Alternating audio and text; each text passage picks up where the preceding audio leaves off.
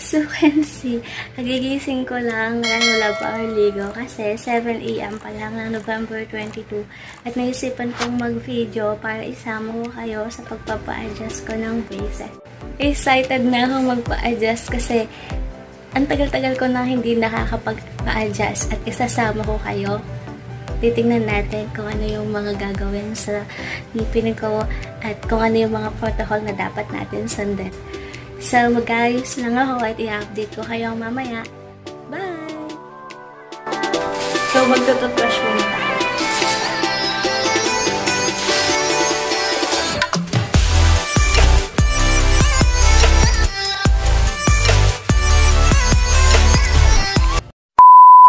One eternity later. So guys, bago kami pupunta sa clinic, nagpa-schedule muna kami ng appointment dahil bawal nga yung walk-in dahil may COVID-19. Nililimitahan yung mga taong pupunta sa clinic. Tapos kanina, tumawag yung staff sa clinic. Kinonfirm nga kung matutuloy kaming magpa-adjust ng braces. Tapos, nung sinabi namin confirm nga, binigyan kami ng online form para sagutan yung mga COVID-19 questions. Pagkatapos nun, sinabi nila yung mga protocol na dapat namin gawin or dapat namin sundin. Ito nga yung mga yun, babasahin ko. Number 1, no mask, no entry. So, sa lahat naman ng mga establishment ko, pinapatupad yung no mask, no entry.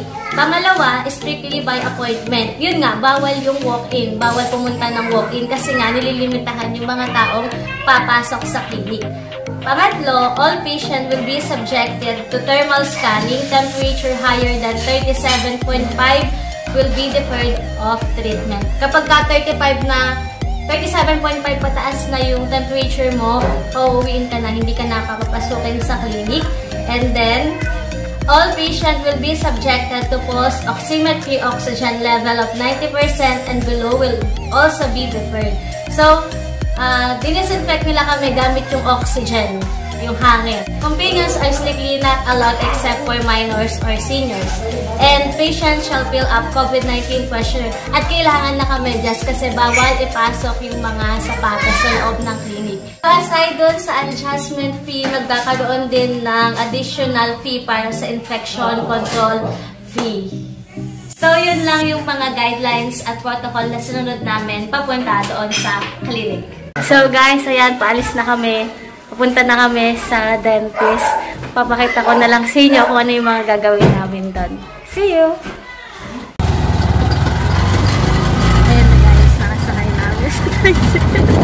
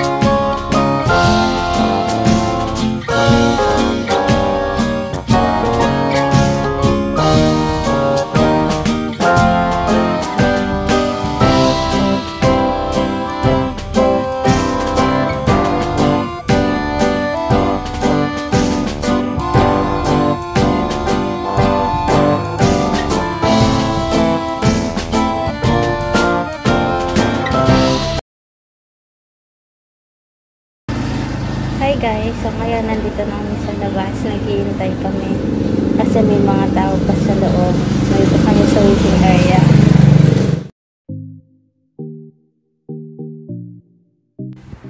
Yan guys, nakapasok na ako dyan dahil wala na yung ibang pasyente. Hindi ko na na-videohan yung pag-thermal scan sa akin at pag-disinfect, pero iyan yung mga ginamit para i-disinfect kami. Pinapipili na ako ng rubber na ilalagay sa braces ko.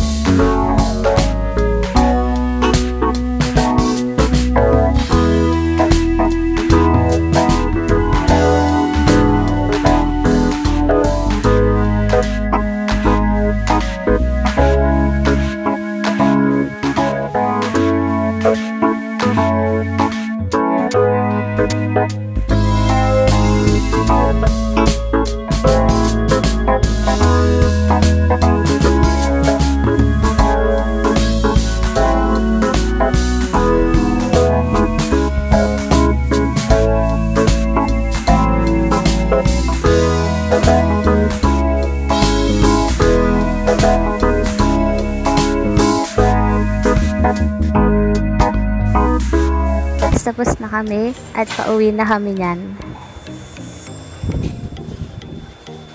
So guys, nandito na ako sa bahay, nakauwi na ako. After ilang months, nakapagpa-adjust na din kami ng braces at eto nga ang final result. So if you like my video, please give it a thumbs up at i-share sa rest para masaya. Bye-bye!